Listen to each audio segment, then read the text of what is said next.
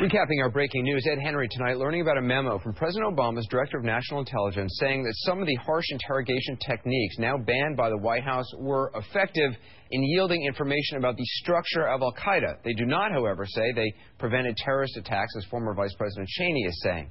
More on the subject, my interview with Fleischer and Paul Begala, and their answers to the question, was President Bush lying when he repeatedly insisted the United States does not torture? Yes.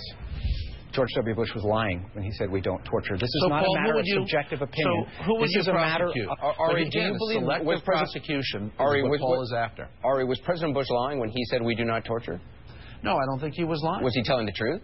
Yeah, I think it depends, again, on things that none of us were privy to, that none of us saw, that none of us know. If what they did was right and correct and legal, why did they destroy the evidence? Why did they destroy the videotapes? They destroyed the videotapes of 2 people being tortured, waterboarded, more than 100 times. I think that's a fair question, and I think the CIA destroys a lot of things. They typically like to destroy as much things as they can. That's a matter of procedure at the CIA, not only on this, but on a host of different the head of the CIA specifically did not want those tapes destroyed, and yet they were.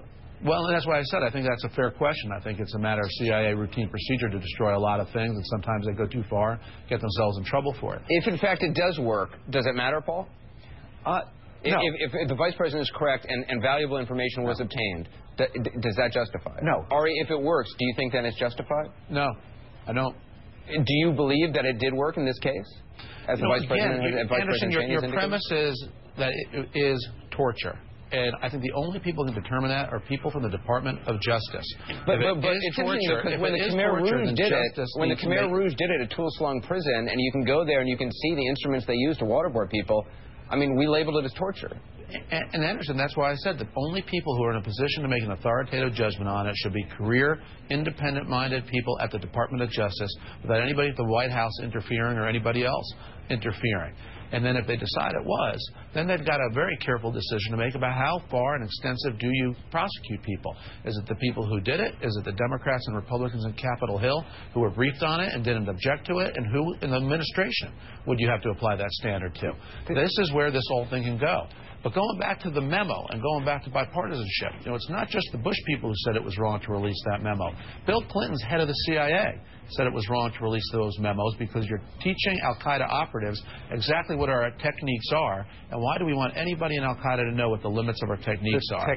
The techniques that we no longer use, the techniques that were in the New York Review of Books and half of the newspapers and magazines. Paul, it was your administration's head of the CIA who objected to the release of those memos. It doesn't a Clinton official who said that. It doesn't make him right. Torture is always wrong, Ari. We executed. Excuse me for talking while you're wrong. Our country executed Japanese soldiers who waterboarded American POWs. We executed them for the same crime that we are now committing ourselves. How do you defend that? Well, again, Paul, I guess you already are the jury, the prosecutor, the judge, and a citizen all rolled into one. You have already pronounced judgment that it is a crime. So if it is a crime, my question goes back to you. Which Democrat members of Congress who sat in on the briefings were authorized, were told about it, particularly at a time when the Democrats had the majority in the Senate, would you say need to be prosecuted, Paul? Here's the thing. Ari, you think it's a political issue. So you say, well, Democrats knew, or George Tenet said this, and he used to be a Democrat. Because the only people you want to blame, Paul, are Republicans. That's why. The only people you want to blame are the Bush administration. I just said a moment ago, if George Tenet, who's the head of the CIA when I was in the White House, if he says this, he's wrong, too. It's an extraordinarily serious subject, and I appreciate both the way you guys have talked about it tonight. Thank you very much.